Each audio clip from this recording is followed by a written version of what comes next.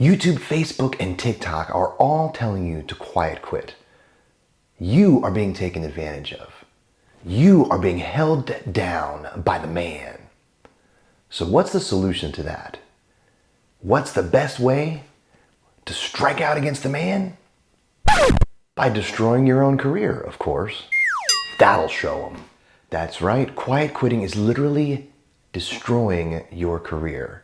And why should the talking heads on YouTube and TikTok and Facebook care? It's not their career that they're asking you to destroy, it's yours, and you're doing it.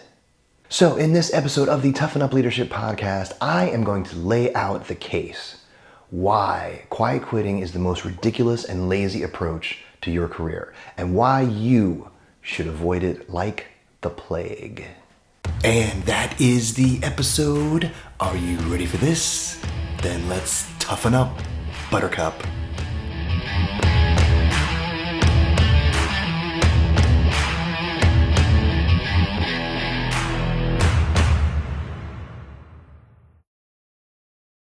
Welcome to the Toughen Up Leadership Podcast. This is Jason Kistler with Sapphire Leadership Advisors. And before we get into the righteous work ethic of quiet quitting, if you're not interested in quiet quitting, but you're actually interested in moving your career forward, then maybe that's something where we can help.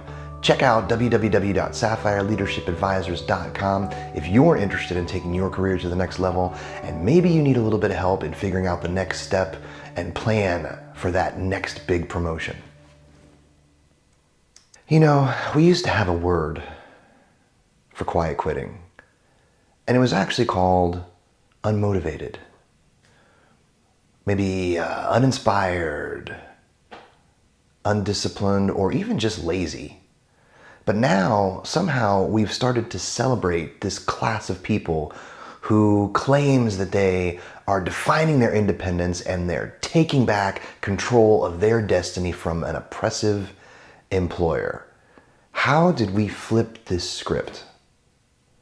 And apparently there are 3 pillars to this new work ethic, this quiet quitting, that define what it means. And we're going to go through each one of those and lift up the curtain to the dirty little secret of what quiet quitting really is and what it really does to your career. Quiet quitting says, no extra effort. Now this is because all this extra effort is going for someone else's benefit. So let's look at that from 2 different perspectives. The first one is, if you are considering that at some point you want to maybe go off on your own and start your own business as an entrepreneur, then the idea is you're going to have to do a lot of extra effort to get a business off the ground, right? There's a lot of work that goes into starting a business. And so this is an opportunity for you to practice giving that extra effort.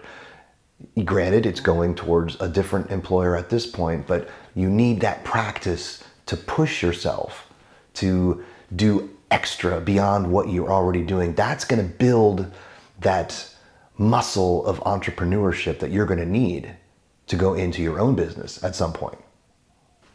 Now, I understand that everybody is not destined for entrepreneurship.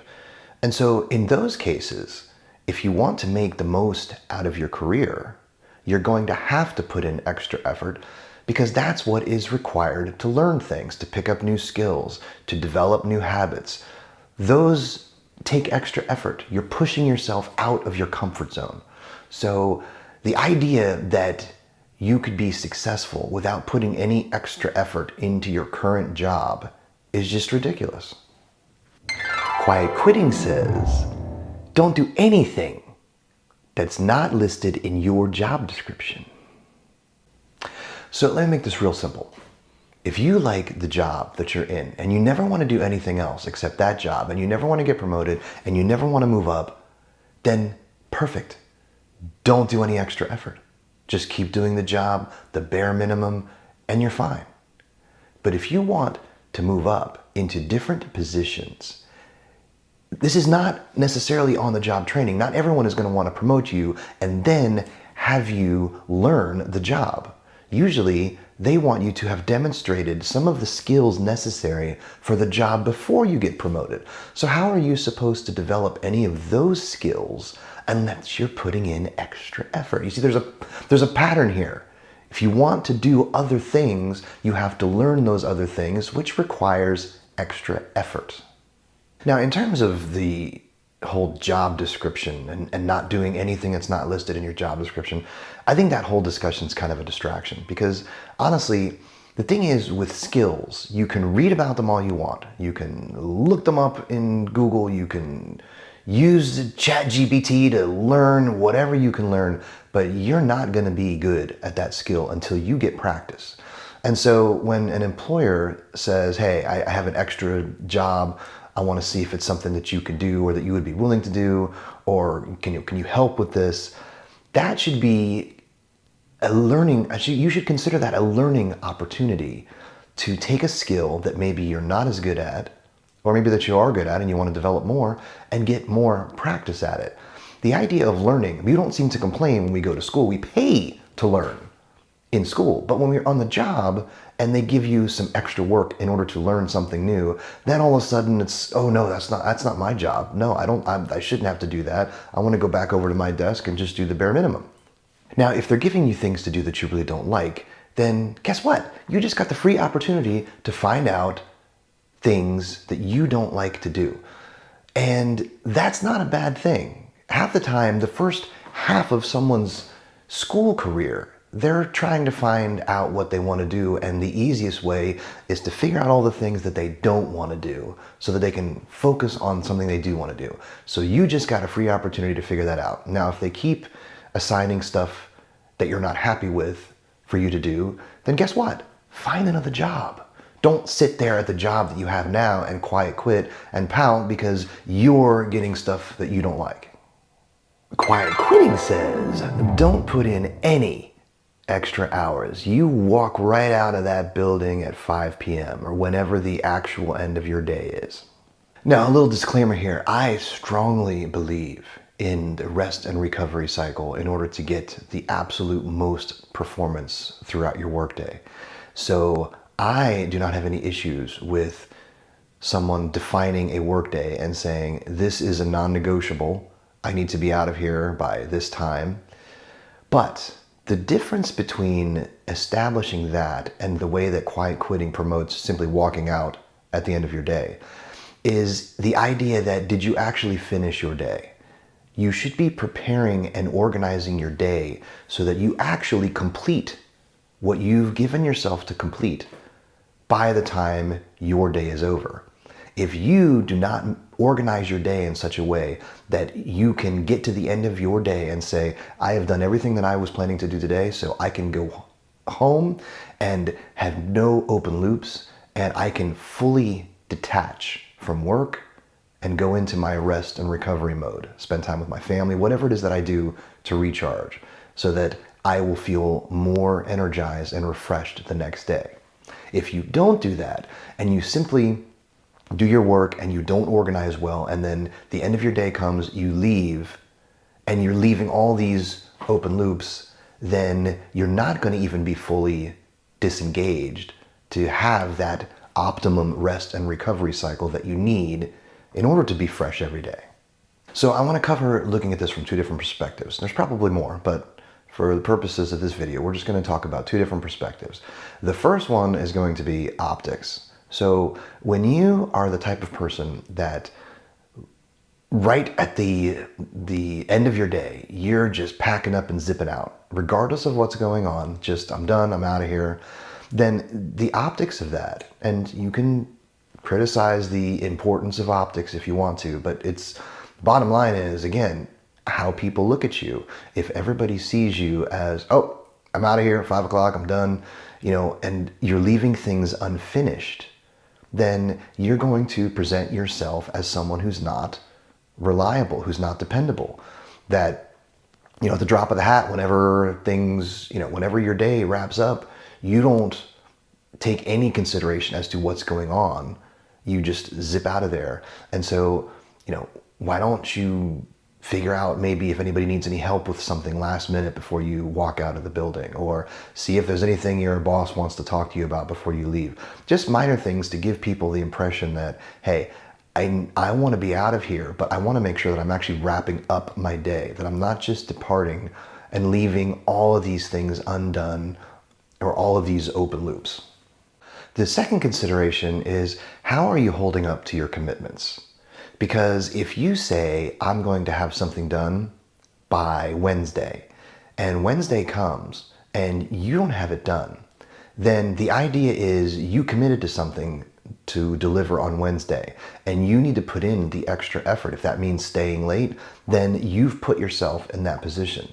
And when people are so stringent about the end of their day that even when they're falling behind, they're not putting the extra effort to catch up, then you are presenting yourself as a detriment to your team. Your team is depending on you.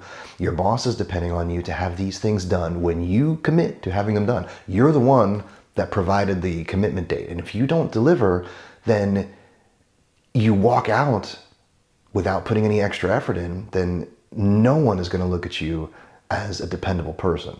And again, these two things, from these two considerations, your career is going to be sidelined because of this quiet quitting mentality.